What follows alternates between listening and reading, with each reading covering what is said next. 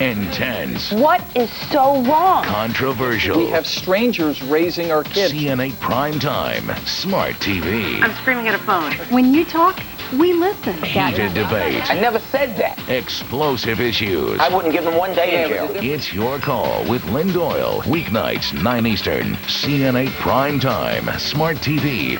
Sponsored by Borgata Hotel, Casino, and Spa in Atlantic City. Go to your happy place. Who should be our next Mercer County executive? As a freeholder, Democrat Brian Hughes preserved thousands of acres of open space and uncovered neglect at the County Geriatric Center. And Kathy DiCostanzo? As Mercer County Clerk, Kathy DiCostanzo grossly mismanaged her office, miscounting votes, reporting the wrong election winner. Her budget skyrocketed 67%. She even spent $30,000 tax dollars on new furniture. Mercer County deserves better.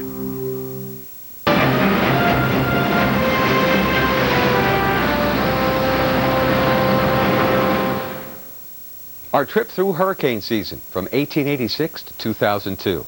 I'm Dave Schwartz. This is your Tropical Update. Notice that in the month of June, tropical storms and hurricanes have been known to form here in the Gulf of Mexico and the Western Caribbean. Later on in the season, the Atlantic Ocean becomes a birthplace for tropical storms. As we head through July and in particular August, we look further east toward the African continent. And that's where tropical disturbances come across. They may develop into tropical storms and hurricanes, blast the Caribbean islands, that kind of thing. And, well, from mid-August to mid-September, the so-called Cape Verde season, where anything from Cape Verde in Africa all the way over to the Gulf of Mexico, it's all game for tropical development. Then the second half of September, we see the activity in general move back closer to home, and it gets a lot more unfavorable, the environment here off of Africa for tropical storms. These maps are handy to have because it kind of shows you where to look depending on what time of year you're in. For example, mid-October, Western Atlantic and the Southwest Caribbean in particular.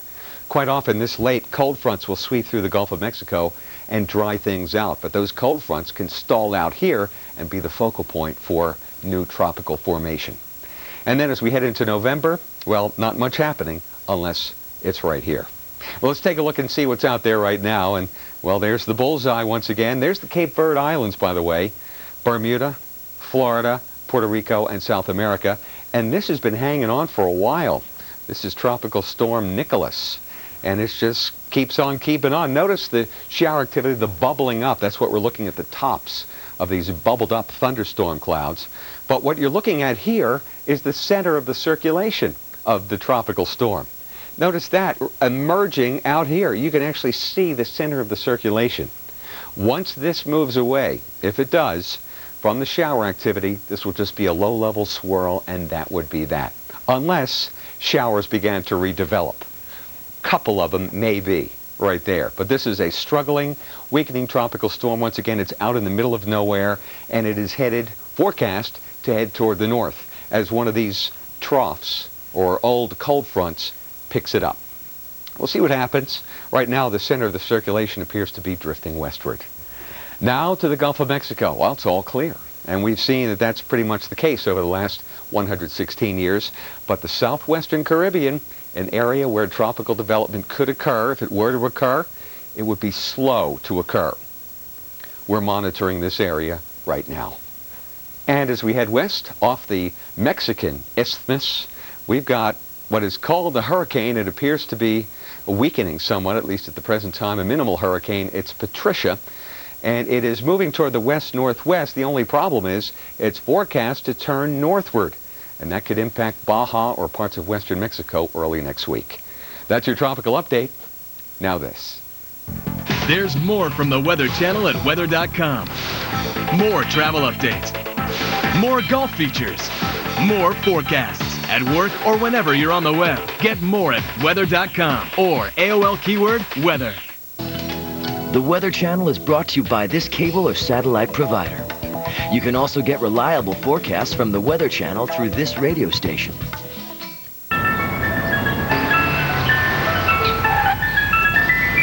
hear that? Do develop.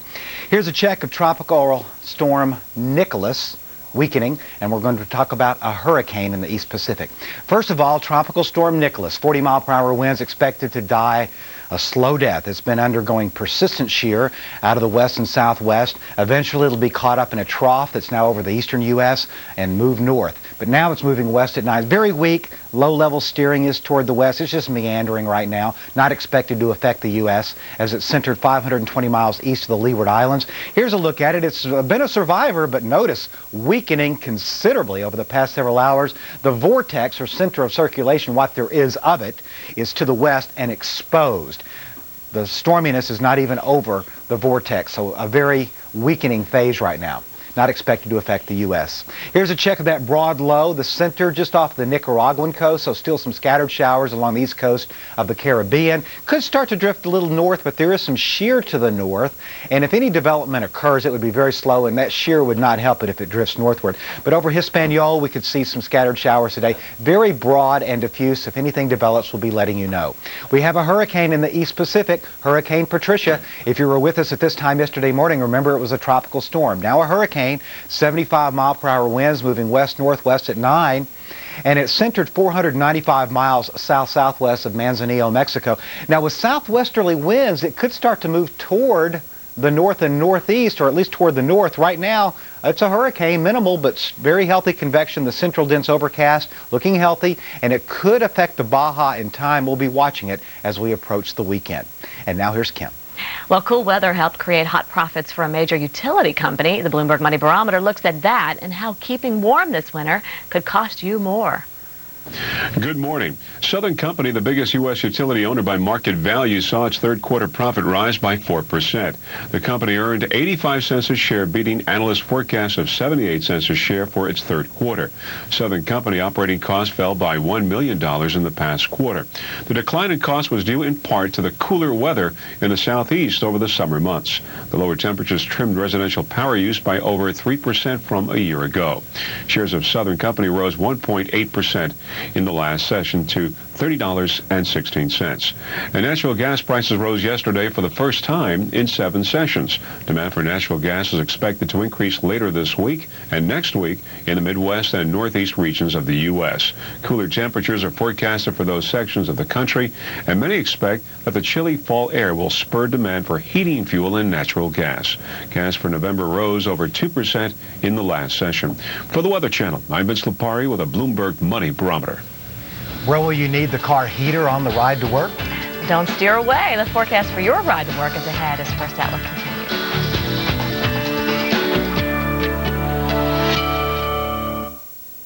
This program was brought to you by Smith Barney. This is who we are. This is how we earn it. People claim to have a method, a surefire approach. I don't know anyone who stumbled into wealth. I make money the same way my clients do. I work for it, work hard.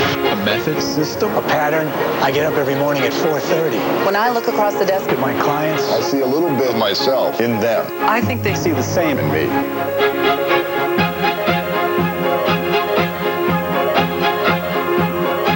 Smith Barney. This is who we are. This is how we earn it.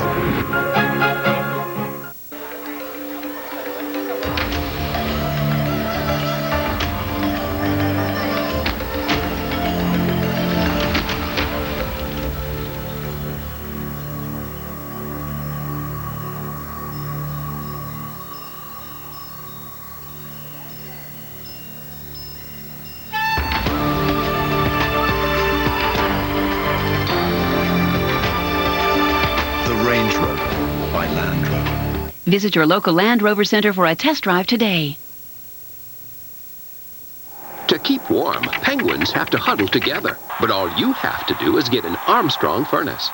Armstrong furnaces are built tough to keep you warm and cozy inside, even if it feels like the Antarctic, outside. And with 6 months same as cash and no payments until spring, why wait? Armstrong Air. Comfort you can rely on. Savings you can't beat. Sardine? Heating system need repairs? Your Armstrong Air dealer can repair or replace any brand. For fast service, call the dealer listed here or call 1-888-904-HEAT. Where's the presentation? Atlanta. Down, and you may want to let your guard down, but things can still happen. We can still see tropical storms and or hurricanes this time of year, even though we're past pretty much the peak of hurricane season. Now, as we look towards the end of October, we can get things brewing, shall we say, in the Caribbean, the Gulf of Mexico, or even into the eastern seaboard.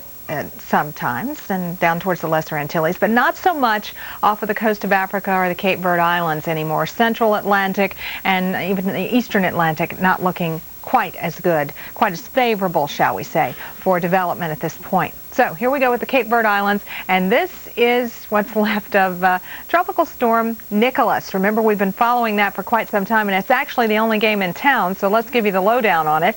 This is the latest information as of 11 a.m. Atlantic Standard Time. It's centered about 500 miles east-northeast of the northern Leeward Islands. The movement is northwest at 5 miles per hour. It's very poorly organized. Winds are at 40 miles per hour, and we do not expect it to re-intensify at all. In fact, we expect for it to continue to dissipate and pretty much die, actually. The center of circulation is right about here, so you can see all the convection is either to the south and east of the center of circulation, or we also have some convection just to the north of that center of circulation. But basically, to see a healthy system, you would need to have the convection or showers and thunder showers surrounding that center of circulation all the way, and that is obviously not happening at this point with Nicholas. As we head out into the Caribbean, you can see some flare-ups of convection or showers and thunder showers near Honduras and also back towards the Virgin Islands and Puerto Rico, but nothing that shows any signs of further development at this point. And the Gulf of Mexico is very, very quiet and looking great at this point. So all interests along the Gulf of Mexico, A-OK. Here we go to the Caribbean, the Central Caribbean. Here's Jamaica in case you need to get your bearings. And there we go to Hispaniola and Puerto Rico and the Virgin Islands. And yeah, we do have some cloud cover, some showers and thunder showers to deal with. And so not the greatest of beach days in some of those locations. But it's actually looking real good across the Lesser Antilles from Martinique all the way to, well, around Grenada and Barbados. It's looking very good. Now, as we head out to the Pacific, we have a hurricane to tell you about, Hurricane Patricia. It actually could show signs of some development, a little bit stronger winds over the next 12 hours or so, and then it will start to dissipate as it moves out over the open waters of the Pacific. Not going to be a threat to land at this point, so that's some good news. In case you're plodding along with us, there you go. With the coordinates, it's just to the south-southwest of Manzanillo in Mexico. So that is Patricia. It is a hurricane and will continue to move off over the open waters of the Pacific. Here we have two typhoons, and both of them are expected to move on off towards the north and east, away from land. Not going to be a threat, but this one could become a super typhoon. So we'll keep an eye on that for you as we go way out into the western Pacific. Now with Storm Watch, here's Rich. Yeah, let's head back to the States, and first of all, look at some of these scenes of some mudslides. Yeah, some mudslides in Washington State. One washed away a road in Woodville.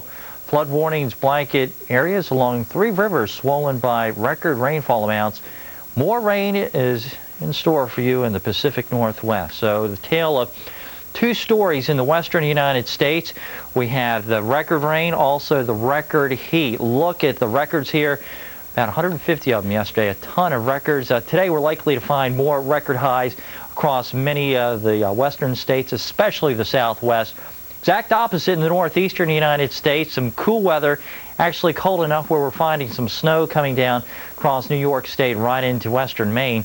The pink color here all the way into north central Pennsylvania, that's a little rain-snow mix, or in some cases just some snow coming down. We could find some accumulation too into the White and Green Mountains as well as western mountains of Maine. So some chillier air coming in, changing some of the rain over to snow. Now here's Janetta with a look at what's up. Thanks, Rich. Tomorrow is Thursday, and you know what that means. It's time to hit the road with the Weather Channel road crew. They're bound for Boulder, Colorado, and if you're looking for something fun to do, Kelsey Kinsley will preview fall outdoor activities in the Rockies. Get the Mile High Scoop tomorrow night on Evening Edition at 9 Eastern Time. Coming up, we'll have your forecast from coast to coast. Plus, today's temperatures are a big story. We'll have the long and short of it and tell if you'll have to wear long pants or shorts. Stay with us. Your local on the 8s are coming up.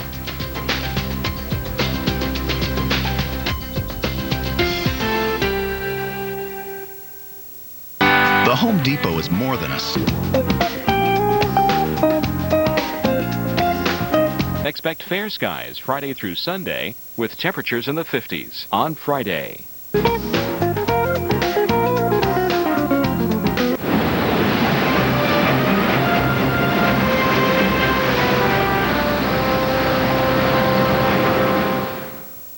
Hello and welcome back to PM Edition. It's 10 minutes before the hour and time for your tropical update.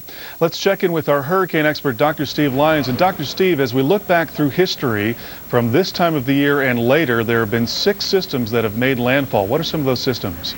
Well, over the last 50 years, 5 of those 6 systems have struck Florida, only 1 in Louisiana. So Florida's a hot spot.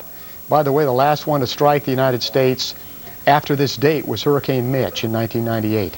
Well, let's look at the latest satellite imagery because it's generally in the vicinity of where Mitch formed is where we're looking at a low pressure system right now. It's off the coast of Nicaragua, right there. There's a low pressure system.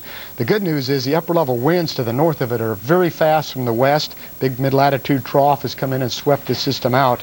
And it's basically at the tail end of a frontal boundary that's producing some pretty heavy rain over Hispaniola right now and through the Mona Passage, which is the water area between Puerto Rico and Dominican Republic and Haiti there. Now, what do we expect to happen with this? Well, it's a very broad, weak low-pressure center. The winds are only about 10 to 15 miles per hour around it. It's going to sit down here for a while and just spin very slowly, not really doing too much other than bringing some showers along the coast of Central America, and showers will continue to move up toward Hispaniola over the next 4 or 5 days or so.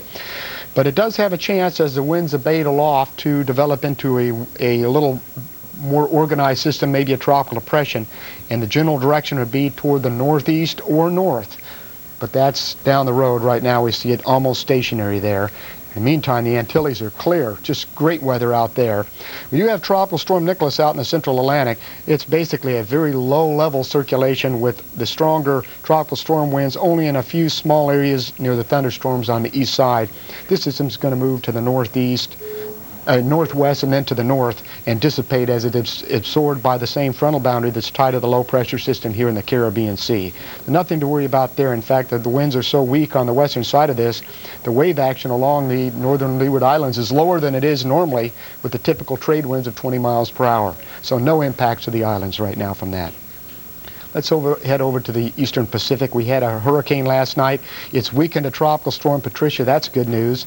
And remember, we talked about the track being completely dependent on how strong it was. A strong system would move north in the southerly and southwesterly flow aloft. The system is weakened. We can see that on the visible satellite imagery. You can see the low pressure circulation center out away from the thunderstorms. It's moving basically to the west. It'll continue moving basically west or west-northwest through time. And as it does so, it'll move out farther and farther away from land. And by the time it has a chance to turn to the north, the water temperatures out here are much cooler. So we don't think it's possible it could become a hurricane briefly over the next 24 hours. Minimal hurricane, and then storm and weakening as it goes to the north. Right now we don't see too much impact to land, and sorry surfers, it's too far to the east right now for any wave action for you surfers in Southern California. Now we have 2 typhoons in the western Pacific. Both are not over land. This one was very strong system. Now it's down to about 120. It was up to about 145 miles per hour. It's going to move through Iwo Jima or near Iwo Jima over the next 2 days, but weakening through time. It'll be either a strong Category 1 typhoon or a strong tropical storm. The other one out here, this is Parma. This one will remain over the open ocean, strengthen a little bit, and then continue off to the northeast over the open waters, becoming extratropical through time. Both of these are generating very large wave action for the Philippines and some of the southern islands.